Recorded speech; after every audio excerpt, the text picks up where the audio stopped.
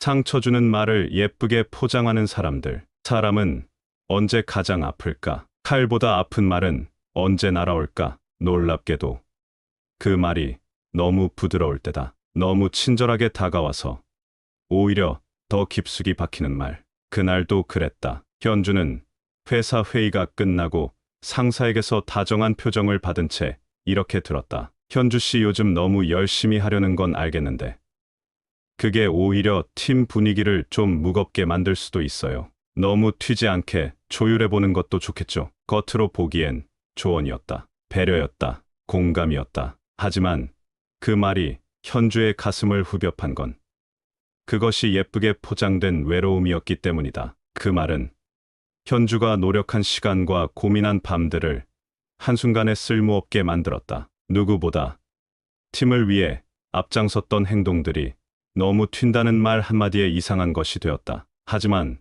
더 고통스러운 건 그 말이 미소 속에 담겨 있었다는 사실이었다. 이게 독이라는 걸 현주는 즉각 알아차리지 못했다. 왜냐하면 그 말은 칭찬도, 걱정도, 제안도 섞여 있어서 너무나 교묘했기 때문이다. 처음엔 현주도 자기 탓을 했다. 내가 뭘 잘못했나? 내가 너무 나섰나? 내가 진짜 민폐였나? 그렇게 자기 자신을 찔렀다. 그리고 이내 침묵했다. 말 못했다. 왜냐하면 상대는 나쁜 말을 한 게 아니었기 때문이다. 너무 예쁜 말이었기 때문이다. 말 속엔 꽃이 있었고 그 꽃잎 사이에 바늘이 숨어 있었다. 그날 이후 은주는 달라졌다. 사람들 앞에서 말수가 줄었다. 아이디어를 말하려다가도 또 너무 튀는 건 아닐까 생각하며 멈췄다. 마치 마음속 어딘가에 금이 가 있는 듯한 기분이었다. 그 말을 한 사람은 여전히 다정했고 회의 때마다 현주의 이름을 부르며 미소 지었고 종종 간식도 챙겨줬다. 그런데 현주는 더 이상 그 사람의 말을 믿을 수 없었다. 왜냐하면 그 사람의 말은 상냥하게 마음을 베는 말이었기 때문이다. 말로 위로하는 척하면서 자리를 빼앗고 웃으며 너는 너무 튀지 마라고 경계선을 긋는 말. 그게 바로 예쁘게 포장된 상처였다. 이건 현주만의 이야기가 아니다. 수미는 연인이 이렇게 말하는 걸 들었다. 넌 너무 예민한 것 같아. 나는 그냥 조언한 건데. 왜 그렇게 다르게 받아들여? 처음엔 수민도 자기 감정을 의심했다. 내가 너무 민감한가? 내가 오해한 건가? 내가 이상한 사람인가? 그런데 이상했다. 이 말이 반복될수록 수민은 점점 말을 잃어갔다. 연희는 늘 난 너 잘 되라고 하는 말이야라고 말했지만 그 말이 끝날 때마다 수민의 마음은 점점 작아졌다. 무엇이 진심이고 무엇이 통제인지 구별할 수 없는 경계 속에서 감정은 억눌렸고 자존감은 흐려졌다. 나를 위한다는 말이 왜 이렇게 숨막히지? 이게 바로 감정이 고통으로 흐르는 방식이다. 말은 형태를 가진 감정이다. 그 말이 웃고 있을 때 그 감정은 거짓이거나 숨겨져 있거나 위험한 경우가 많다. 진심은 불편한 옷을 입고 오지만 조작된 말은 예쁜 옷을 입는다. 그래서 더 위험하다. 우리는 종종 말이 곱다고 안심하지만 그 말이 다정하다고 진심이라 착각하지만 사실 진짜 아픈 말은 늘 포장된 상태로 다가온다. 아픈 말보다 더 아픈 건 아픈 줄도 모르고 스며드는 말이다. 그 말은 심장을 피해서 자존심을 찌른다. 그 말은 정면이 아니라 옆구리를 노린다. 그리고 그런 말에 찔린 사람은 아픈 걸 말하지 못한다. 왜냐면 말이 너무 예뻤기 때문이다. 그래서 상처는 더 깊어진다. 아파도 말하지 못하고 이상하다고 느껴도 증명할 수 없다. 그리고 결국 자신을 의심한다. 내가 너무 민감한가? 내가 잘못 들었나? 내가 예민한 건가? 그렇게 감정은 스스로를 가둔다. 포장된 말은 그래서 무섭다. 그 말은 타인이 아니라 나를 적으로 만든다. 이것이 감정의 흐름이다. 말로 아프고, 말로 멈추고, 말로 갇힌다. 그리고 다시 아무 일 없는 듯 일상을 살아간다. 하지만 그 말은 사라지지 않는다. 속에서 조용히 자존감을 좀먹는다. 상처는 그렇게 자라난다. 말은 그렇게 예쁘게 사람을 무너뜨린다. 처음엔 이상하다는 걸 모른다. 오히려 나를 탓한다. 그 말이 문제인 줄 알았으면 이미 끝났을 일이다. 그런데 문제는 그 말이 너무 다정하다는 데 있다. 너무 그럴듯하다는 데 있다. 그러니까 우리는 그 말을 믿는다. 그리고 문제는 나에게 있다고 착각한다. 현주는 그날 이후 밤마다 머릿속을 되감았다. 내가 너무 앞서갔나? 내가 너무 열심히 했나? 내가 진짜 민폐였나? 그런 생각들이 자꾸 스쳐 지나가면서도 또 다른 목소리가 안에서 조용히 말하고 있었다. 근데 그 말, 뭔가 이상하지 않았어? 사람은 이상한 걸 느끼면 처음에는 부정한다. 자신을 방어하는 게 아니라 관계를 방어한다. 그 말 한 줄 때문에 모든 관계를 의심하게 되는 건 피곤한 일이니까. 그래서 자신을 탓하는 쪽이 더 쉽다. 내가 예민한 거지 뭐. 원래 저 사람은 그런 말투야. 그냥 내 기분이 나빴던 거야. 그렇게 감정을 눌러놓고 다시 웃으며 출근하고 다시 그 사람의 말에 고개를 끄덕인다. 하지만 어딘가에서 그 말이 계속 쿡쿡 찌른다. 수미는 남자친구와의 대화에서 느꼈다. 나는 널 위해서 말한 거야. 너 잘 되라고. 그 말을 들으면 이유 없이 무력해졌다. 잘 되라고 하는 말인데 왜 나는 점점 작아질까? 정작 나를 위한 말인데 왜 나는 점점 침묵하게 될까? 왜 내가 표현하면 예민하다는 소리를 들어야 할까? 왜 항상 내가 더 참아야만 관계가 유지될까? 그 순간부터 의심이 시작된다. 사람은 관계가 위협당할까봐 자기를 먼저 깎는다. 그렇게 해야 관계가 유지되니까. 하지만 그게 반복되면 자기도 모르게 감정이 죽어간다. 자기 감각이 흐릿해진다. 무언가 이상하다는 직감은 있는데 말로 설명할 수 없고 증명할 수도 없어서 입을 다문다. 그런데 시간이 지나면 깨닫는다. 그 말이 나를 위한 게 아니었다는 걸. 그 말은 상대방이 자리를 지키기 위한 도구였다는 걸. 상대를 조정하고 내 반응을 통제하고 나를 무력하게 만들기 위한 방식이었다는 걸. 그리고 그제야 알게 된다. 아, 그게 상처였구나. 그게 폭력이었구나. 그게 경계였구나. 이제 의심은 인식이 된다. 감정이 흐릿했던 이유가 말이 겉으로는 다정하지만 속은 차가웠기 때문이라는 걸 깨닫는다. 그리고 그런 말을 자꾸 듣다 보면 점점 자신이 틀렸다는 암시를 반복적으로 받게 된다. 심리학에서는 이것을 가스라이팅의 전조라고 부른다. 직접적인 명령이 아니라 다정한 포장 속에 담긴 통제. 걱정인 척하지만 나를 못 믿겠다는 뉘앙스. 조언인 척하지만 결국 내가 틀렸다는 확신을 주는 말. 칭찬인 척하지만 경계와 비교를 숨긴 말.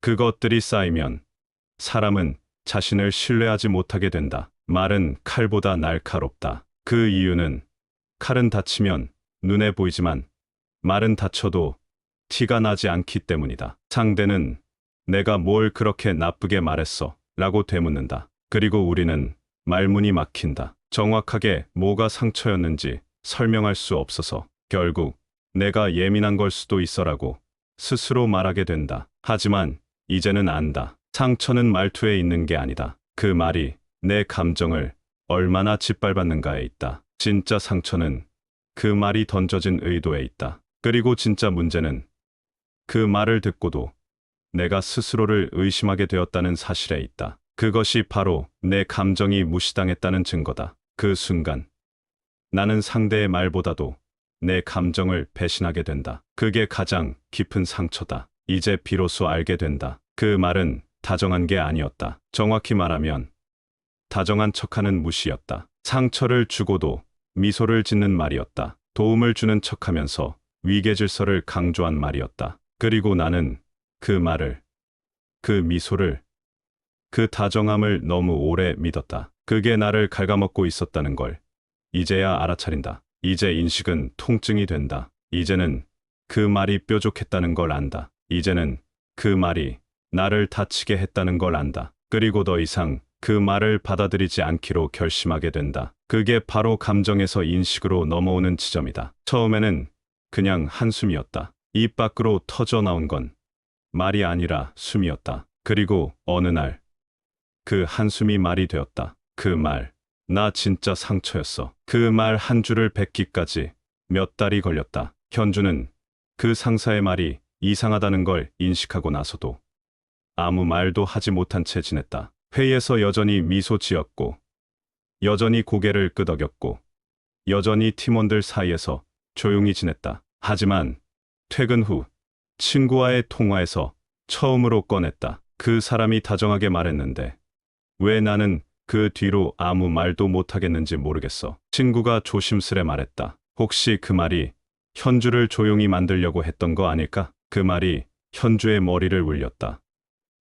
그 말은 조언이 아니라 침묵을 강요한 말이었다. 그렇게 입 밖으로 나온 생각은 더 이상 마음속에만 머무르지 않았다. 이제 그 말은 감정이 아니라 문장이 되었다. 문장이 되는 순간 그것은 현실이 된다. 사람은 상처를 표현할 말을 얻는 순간 상처의 본질을 다시 본다. 말로 표현하지 못할 때는 그저 혼란이었다. 왜 내가 이렇게 위축됐지? 왜 내가 이렇게 조용해졌지? 하지만 언어로 표현되면 감정은 방향을 갖는다. 나는 그 말 때문에 더 이상 나를 드러내지 않게 되었어. 이 말 하나로 이제 현주는 감정에 이름을 붙였다. 그리고 이름이 붙여지면 감정은 떠돌지 않는다. 제자리를 찾는다. 수민도 마찬가지였다. 남자친구의 반복되는 말 속에서 자꾸 자신을 잃어갔다. 나는 왜 표현하려 할수록 비난을 받지? 왜 내가 솔직해질수록 불편하다는 반응이 돌아오지? 어느 날 결국 말했다. 나 예민한 거 아니야. 그냥 나다운 감정을 말한 것뿐이야. 그 말을 하는 순간 수미는 처음으로 자신이 틀리지 않았다는 확신을 얻었다. 그 말은 상대방을 바꾸려는 말이 아니라 자기 자신을 되찾는 말이었다. 언어화는 감정의 구조화다. 혼란 속에서 떠돌던 생각들이 말로 정리되면 우리는 그 안에서 나를 본다. 말을 꺼내는 순간 그 감정이 내 것이었음을 인정하게 된다. 맞아. 내가 아팠어. 맞아. 그게 날 힘들게 했어. 이제는 더 이상 모른 척하지 않을래. 하지만 언어화는 두려움을 동반한다. 그 말을 꺼내면 관계가 흔들릴 수도 있고 누군가는 불편해질 수도 있다. 특히나 그 말이 예쁘게 포장된 상처를 지목하는 말이라면 더 그렇다. 상대는 되려 이렇게 말할 것이다. 내가 뭐 그렇게 나쁘게 말했어? 그건 그냥 오해한 거잖아. 내가 언제 상처 주려고 그런 말을 했다고? 그럴 때 우리는 다시 침묵하고 싶은 유혹에 빠진다. 하지만 바로 그 순간 더 단단하게 말해야 한다. 당신의 말투는 친절했지만 나에겐 그게 상처였어요. 당신은 조언했지만 나는 그걸 통제로 느꼈어요. 나는 예민한 게 아니라 내 감정을 지키고 싶었어요. 그 말들은 관계를 뒤흔들 수도 있지만 동시에 나를 지켜내는 말이기도 하다. 말하지 않으면 상처는 자라난다. 말하지 않으면 그 말이 옳은 게 되어버린다. 말하지 않으면 나조차도 내가 틀렸다고 믿게 된다. 그러니 언어화는 회복의 첫 시작이다. 말하는 순간 비로소 나는 그 감정을 선택한 사람이 된다. 그 감정이 나를 덮는 게 아니라 내가 그 감정을 꺼내어 본다. 그리고 말은 또 다른 사람을 일으킨다. 나와 비슷한 상처를 가진 이들이 그 말 속에서 울음을 참는다. 나도 그랬어. 나도 그런 말 들은 적 있어. 나도 똑같이 참았었어. 그 말들이 연결된다. 이제 상처는 혼자가 아니다. 이제 감정은 외롭지 않다. 언어화는 상처를 기록하는 일이다. 그리고 그 기록은 치유의 문을 연다. 그땐 말하지 못했지만 지금은 말할 수 있어. 나는 그 말을 통해 작아졌지만 이제는 말로 나를 되찾을 거야. 이 말 하나가 사람을 바꾼다. 상처를 드러낸다고 약한 게 아니다. 오히려 그 상처를 말할 수 있을 때 비로소 강해진다. 말이 나를 회복시킨다. 말을 꺼낸 순간 세상이 바뀌지는 않는다. 하지만 내가 바뀐다. 그리고 그 변화는 아주 작고 조용하게 시작된다. 말을 꺼낸 그 다음 날 현주는 회의 시간에 처음으로 손을 들었다. 예전엔 아이디어가 떠올라도 망설였다. 이 말이 또 분위기를 무겁게 하는 건 아닐까? 쉬는 사람처럼 보이면 어쩌지? 그런 생각들이 앞을 가로막았었다. 하지만 이번엔 달랐다. 저는 이 부분에서 조금 다르게 생각해봤습니다. 그 말은 거창하지 않았지만 현주에겐 회복의 문이었다. 자신을 다시 세상에 꺼내는 한 줄기 빛이었다. 말을 한 번 꺼냈다는 경험은 행동의 문턱을 낮춘다. 그리고 행동은 삶을 바꾼다. 수민도 달라졌다. 남자친구와의 대화에서 늘 수세에 몰리던 패턴을 이제는 멈추기로 했다. 예전엔 늘 설명하려 들었다. 그건 그런 뜻이 아니었고 내가 그런 말을 한 건. 하지만 이제는 선을 긋기로 했다. 나는 내 감정을 설명하려는 게 아니야. 그냥 내 감정이야. 설명받지 않아도 돼. 처음엔 상대가 당황했다. 예전 같으면 수민이 사과했을 말을 더 이상 하지 않으니까. 그게 어색했고 불편했고 때로는 싸움처럼 느껴지기도 했다. 하지만 수민은 계속 그렇게 했다. 자신의 감정을 보호하는 행동을 멈추지 않았다. 그 결과 관계의 구조가 조금씩 변하기 시작했다. 실천이란 매일 작게 경계선을 다시 긋는 일이다. 이전엔 그냥 웃고 넘겼던 말을 이젠 그 말은 조금 불편하네요라고 말하는 것. 예전엔 참았던 상황에서 지금은 대화가 어려울 것 같아요라고 말하고 자리를 피하는 것. 사소한 것 같지만 이 한마디들이 나를 지킨다. 사람들은 때로 말보다 침묵을 무기로 쓴다. 그 침묵 속에서 죄책감을 만들고 말의 책임을 피해간다. 그럴 때는 가만히 있지 말고 말하자. 지금 내 감정은 여기까지예요. 그 말은 당신의 생각이고 나는 다르게 느껴요. 그렇게 내 감정의 영역을 다시 설정하는 것이다. 물론 실천은 용기를 요구한다. 특히나 가까운 관계일수록 말 한마디로 균열이 생길 수 있다는 두려움이 크다. 하지만 잊지 말아야 할 게 있다. 관계란 내가 사라지는 방식으로 유지되어선 안 된다는 것. 상대를 위해 참는다는 명분이 나를 없애는 일이 되면 그건 더 이상 관계가 아니다. 그건 종속이다. 그러니 실천이란 관계를 지키는 게 아니라 나를 지키는 방식으로 관계를 다시 만드는 일이다. 그리고 그걸 계속하다 보면 사람들도 바뀐다. 처음엔 불편해하던 사람들이 점점 적응한다. 그중 일부는 떠날 수도 있고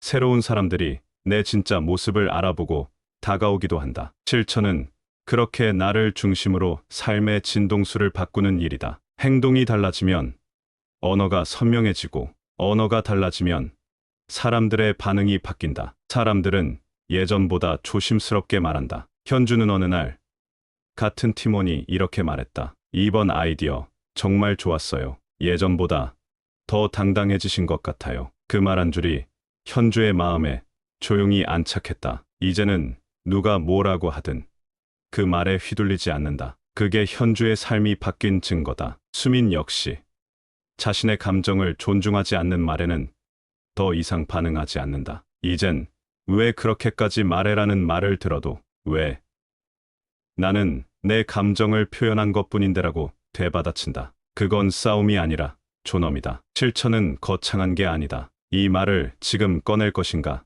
아닐 것인가, 이 상황에서 내가 사라질 것인가 남아있을 것인가, 그 순간마다 나를 선택하는 것이다. 그리고 그 선택이 쌓이면 삶은 달라진다. 상처를 포장한 말에 더 이상 속지 않게 되고 그 말에 맞서지 않아도 그 말 앞에서 작아지지 않는다. 그게 진짜 실천이다. 우리는 더 이상 상처를 예쁘게 포장하는 말에 감탄하지 않는다. 이제는 그 말의 의도를 읽는다. 이제는 그 말에 반응하지 않고 나의 언어로 새롭게 말한다. 그리고 그 말 위에 내 삶을 세운다. 모든 말에 반응하지 않아도 된다는 걸 알게 된 건 말하기를 시작한 후였다. 예전엔 그 말 하나에 며칠을 앓고 몇 날 밤을 고민하고 내가 뭘 잘못했나 되새김질을 멈추지 못했었다. 하지만 이제는 안다. 모든 말이 진실이 아니고 모든 말이 내 것이 아니며 누군가의 포장된 말 속에는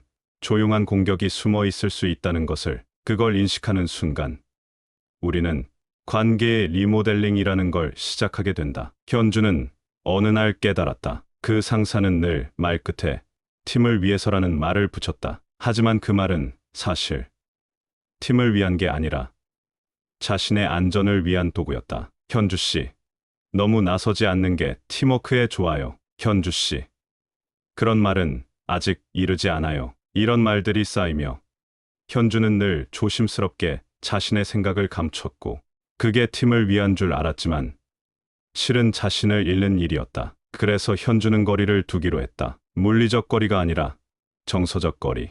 그 상사의 말에 예전처럼 반응하지 않고 그 말에 스스로 설명하거나 방어하지 않기로. 그렇게 조금씩 관계의 패턴을 바꾸었다. 어떤 말엔 그냥 고개만 끄덕이고 어떤 지적엔 그냥 네, 그렇게 생각하셨군요로 넘겼다. 더 이상 그 말에 정서를 담지 않았다. 그 말에 내가 흔들리지 않으면 그 말은 나에게 들어오지 않는다. 이제는 듣되 들이지 않는 법을 배운 것이다. 수민도 달라졌다. 남자친구와의 반복되는 갈등 속에서 더는 모든 걸 끌어안지 않기로 했다. 예전에는 관계를 유지하기 위해 자신의 감정을 축소했지만 이제는 이렇게 말한다. 나는 내가 내 감정을 무시할 때마다 조금씩 멀어져. 그게 사랑이라면 나는 그런 사랑을 원하지 않아. 그 말 이후 남자친구는 당황했고 변명했고 화를 냈다. 관계가 흔들렸다. 하지만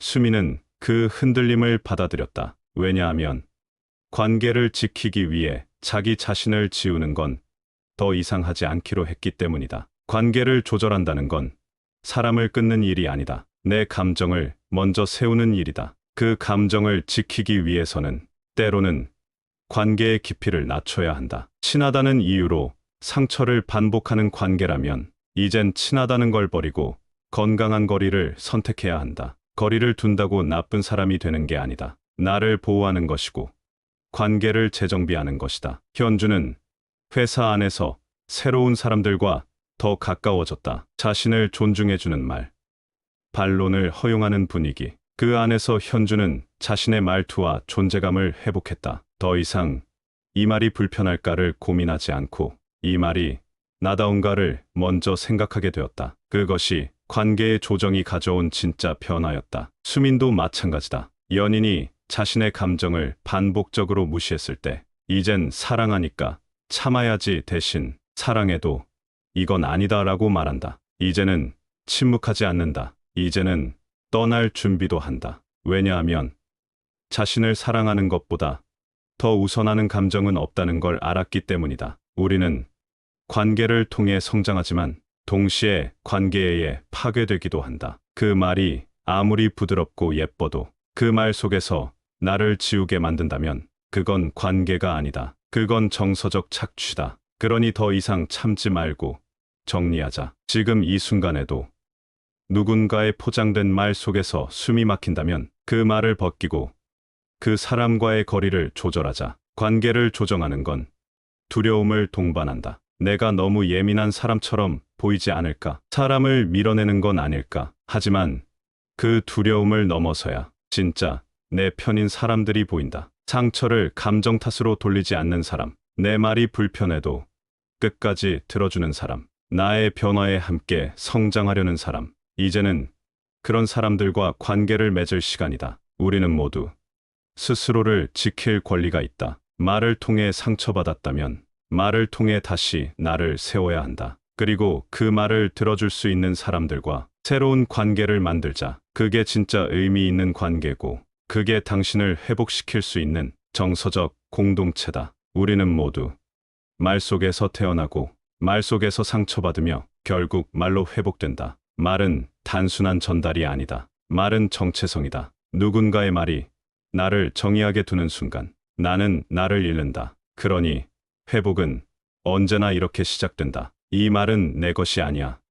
그리고 이 말은 나의 언어야. 그 깨달음은 어느 날 문득 찾아왔다. 현주는 팀 회의를 마친 후 동료가 던진 말에 가만히 고개를 들었다. 현주 씨, 요즘 분위기 좋아요. 더 자연스러워진 느낌이에요. 그 말은 과거에 너무 튄다는 말과 정반대였다. 하지만 더 중요한 건 현주가 그 말을 듣고도 흔들리지 않았다는 것이다. 이제는 누구의 평가로 자신을 규정하지 않는다. 이제는 자신의 감각을 믿는다. 말을 꾸미는 사람이 아니라 말을 책임지는 사람이 되고 싶다. 말로 사람을 묶는 게 아니라 말로 사람을 풀어주는 사람이 되고 싶다. 그래서 현주는 이 회복의 말을 내면에 새긴다. 나는 더 이상 말로 지워지지 않는다. 수민도 마찬가지다. 연인과의 관계가 완전히 끝났을 때 수미는 이상하게도 슬프지 않았다. 오히려 이런 생각이 들었다. 내가 날 지키기 위해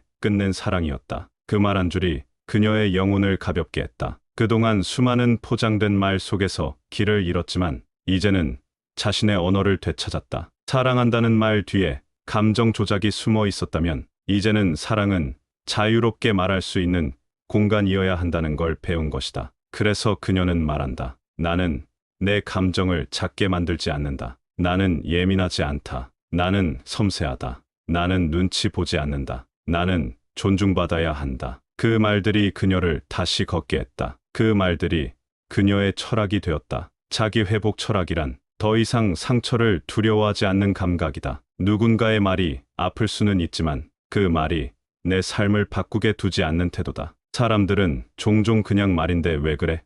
라고 말한다. 하지만 우리는 안다. 말은 마음의 얼굴이고, 말은 관계의 본질이고, 말은 나를 지키는 마지막 선이다. 그래서 이제는 말에 책임지게 하고, 말에 경계를 만들고, 말로 다시 나를 세운다. 말은 포장될 수 있다. 말은 아름답게도, 잔인하게도 다가올 수 있다. 중요한 건 그 말이 들어오는 순간, 그것을 믿을지 말지를 내가 선택할 수 있다는 사실이다. 나는 상처 주는 말을 예쁘니까 받아들이지 않는다. 나는 다정한 말이 진심인지 먼저 살핀다. 나는 이제 모든 말을 믿지 않는다. 나는 내 감정을 먼저 믿는다. 이것이 회복이다. 그리고 이 회복은 나 혼자만의 일이 아니다. 말에 다친 사람들을 만날 때 그들에게도 말해주자. 내 감정은 틀리지 않았어. 그 말은 정말 상처였어. 넌 예민한 게 아니야. 넌 섬세한 사람이야. 이런 말들이 모이면 세상은 조금 더 정직해진다. 더 이상 포장된 말에 다치지 않고 솔직한 말로 연결되는 공간이 늘어난다. 우리는 그런 말들을 모아 새로운 언어를 만든다. 그리고 그 언어로 새로운 삶을 시작한다. 회복은 선언이다. 나는 이제 말로 나를 부정하지 않겠다. 나는 내 감정을 믿는다. 나는 나를 작게 만드는 관계에서 벗어나겠다. 나는 스스로에게 가장 진실한 말로 살아가겠다. 이것이 내가 세운 철학이다. 상처는 지나갔고 그 상처를 언어로 말할 수 있게 되었고 그 언어로 나를 지키게 되었고 이제 나는 나답게 살기로 했다. 혹시 당신도 누군가의 말에 조용히 상처받은 적이 있나요? 그때의 감정을 지금 말로 표현할 수 있다면 어떤 문장으로 꺼내보고 싶으신가요? 아래 댓글에 당신의 언어로 당신의 회복을 한 줄로 써 내려가 주세요. 그 말이 누군가에겐 위로가 되고 또 다른 누군가에겐 용기가 될 거예요. 함께 말해봐요. 이제 당신의 차례예요.